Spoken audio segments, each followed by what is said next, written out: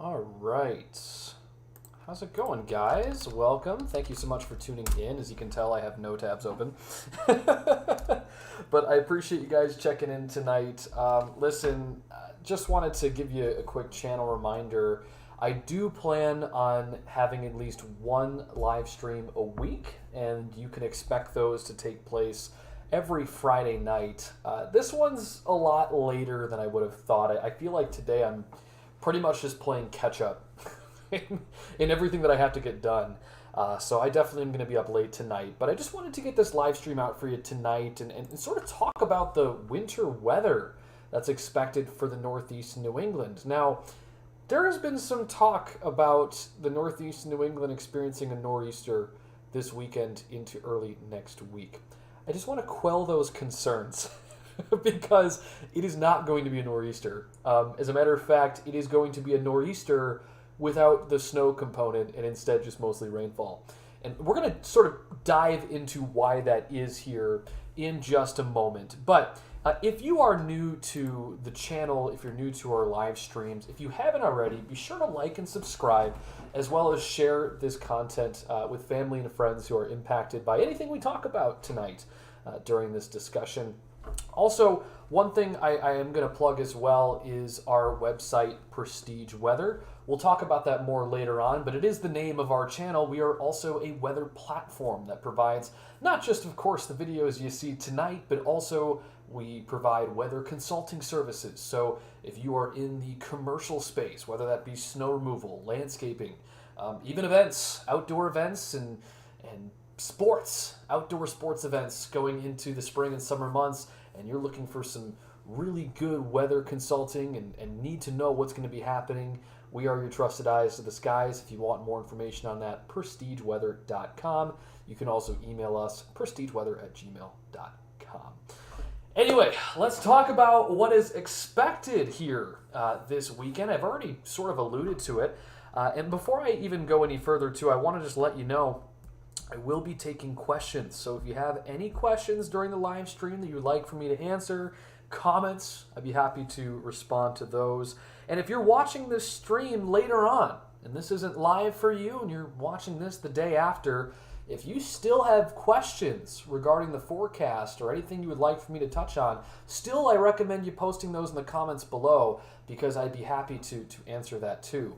Lastly, if you have any suggestions about things we can cover on these live streams, of course we're going to focus on the current events and what's sort of the immediate concerns in our weather world. But you know, if you want to start having conversations about temperature anomalies going into the next few months, if you want to start talking about El Nino and La Nina going into the spring and summer, we can always cover that during our discussions as well. But of course, for tonight, we are going to be focusing in on the Northeast and New England. Let's take a look first at our current jet stream pattern, and this is using the GFS ensemble. I tend to use this map as just a reference quite a bit for those of you who know me, but I actually find this to be pretty useful in the case of tonight's discussion. So a couple of things to identify here. We first have this shortwave trough that's currently positioned over the Central Plains. And in addition to that, just upstream of our trough axis, you see this little divot here within our jet stream. And by the way, before I get too ahead of myself, this is our jet stream that you're looking at here on this map depiction. As we continue, as I was mentioning, we have this sort of secondary shortwave feature, and this is what we call a Alberta Clipper. And if you're from Chicago and you watch WGN, some folks call it a Saskatchewan Screamer. Interesting name, right? These lows tend to move pretty quickly, and they tend to bring with it some colder air. Well, these two systems are expected to converge and form their own low pressure, essentially creating one uniform low pressure system by the time we get to this weekend. Meanwhile, what's not shown on this map quite well is that we do have quite a bit of some Gulf moisture in the Gulf of Mexico, much of which producing some shower and thunderstorm activity off the western coast of Florida, or I should say the Gulf Coast of Florida, and that's expected to move into Florida tomorrow. Could have some severe weather for you folks. I think we actually have a severe weather outlook for tomorrow. If you guys want me to cover that at some point during the stream, I would be happy to. But that is something to note. And all three of those factors are essentially going to combine to create a pretty potent low pressure system. Not just these two that I mentioned here, but also the Gulf moisture that exists out towards the Gulf. So as we get into the rest of the weekend into early next week, we'll go ahead and play this model here for you. And as you can see, oh, you know what? That's actually rendering. Let's go back here to the 18.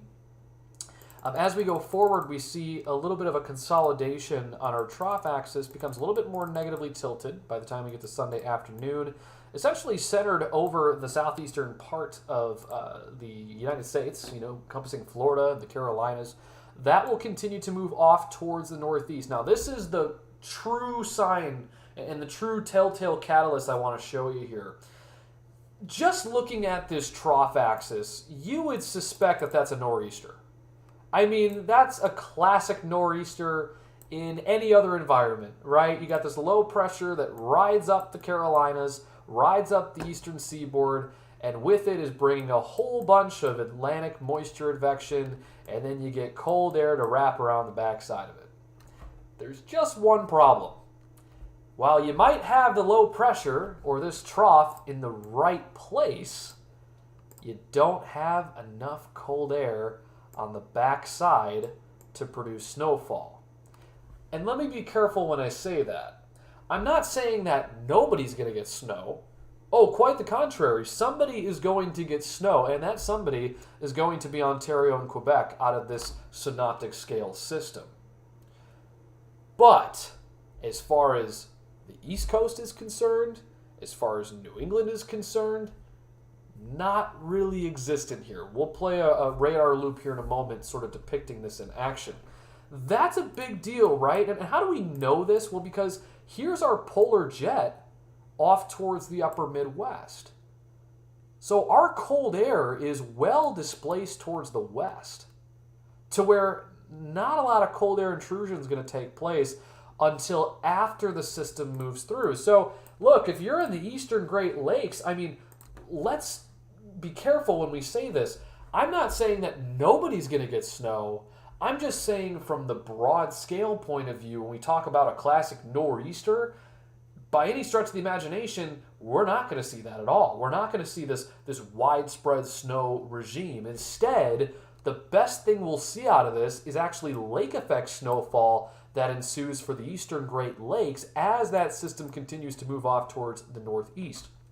With the cold air towards the west, that's going to enter into the fray by the time we get to late Monday night into Tuesday morning. This will truly be the catalyst behind getting some lake effect snowfall. And why is that? Well, because that cold air begins to move through the region, essentially acts as a secondary trough axis, and you get a bit of that northerly flow to where places like Rochester will get snow, Erie, Pennsylvania, in the beginning of it, probably around Monday night, Tuesday morning, we'll get most of your snowfall. But otherwise, I mean, this general setup would really be more so favorable for the eastern Great Lakes and lake effect snow machine to turn on for a bit. It could see some measurable snowfall amounts there. Let's go ahead and take a look at the NAM and just show you what the radar depiction would look like, or the reflectivity output, if you will. And it does take a bit to load up here. Hopefully you guys are having a great night. Again, this is a this is a late night stream, so I appreciate you guys tuning in. Let's head on over to the 12 kilometer, and we'll really put this into perspective here. So as we go forward, we are going to see some shower activity for the Midwest to start, especially even down towards the Gulf Coast, particularly the Gulf Coast of Florida. Two areas of rainfall going into tomorrow afternoon. One, of course, being Florida. A lot more moisture content down there. Could see some heavier rainfall. A little bit less moisture to work with up towards the lower Great Lakes, but still nonetheless could see about a third to maybe a half an inch of rainfall for folks in Chicago all the way back to the Mississippi River Valley. And then you do see some snowfall up towards the upper Great Lakes, but otherwise it's mostly across the border into places like Canada, Ontario, and even eventually into Quebec. Well, let's put this into action here. We combine both of those systems to form essentially one broader and somewhat larger low pressure system across the southeast, and that continues to make its north and northeast trajectory. Now watch that snowfall. Remember how I said just about 5 seconds ago that somebody's going to get snow? Well, it's going to be Ontario and Quebec. Why? Because that cold air advection regime essentially meets up with our trough axis at this particular point. That's why we're seeing snowfall predominantly for Quebec and Ontario, while we would then expect to see some lake effect snow showers by the time the system moves through. I mean, the big thing to mention, look, we're going to get a lot of rain yet again for the same regions that got hit pretty hard last week. So Connecticut, Rhode Island, all the way back into the Catskills in New York, and even into the metro areas of Newark and Long Island. Could be seeing some pretty appreciable rainfall totals. We'll take a look at those here in a moment and then finish things off here with the snow totals as well. And I gotta say, I mean, we could be seeing some flooding concerns for you folks yet again. We then see a transition. Watch that here. We see a little bit of that lake effect snow shower activity begin to turn on once that system moves through and the cold air begins to make its way into the region. So, as I mentioned, the main concern that I have, of course, is going to be, honorable mention, the central Appalachians of West Virginia, eastern Kentucky, and far southwestern Virginia. But also for the lake effect component, you're going to be seeing the Erie, Pennsylvania area, as well as the eastern flank of Lake Ontario and Rochester, New York. The thing with the West Virginia setup that I forgot to mention, I mean, this is going to be more of a orographic enhanced. You got quite a bit of Appalachian influence, and you also have some backflow moving upslope. That's certainly a recipe for some significant snowfall, and I believe we actually have some winter weather advisories out for those areas in anticipation of that winter storm. But as you see, a lot of the populated areas we typically focus on for a nor'easter, pretty much non-existent for this setup. Only concerned about rain, and you know, for you guys that are going to be traveling out this holiday season coming up here next week, that's actually the best thing that could happen.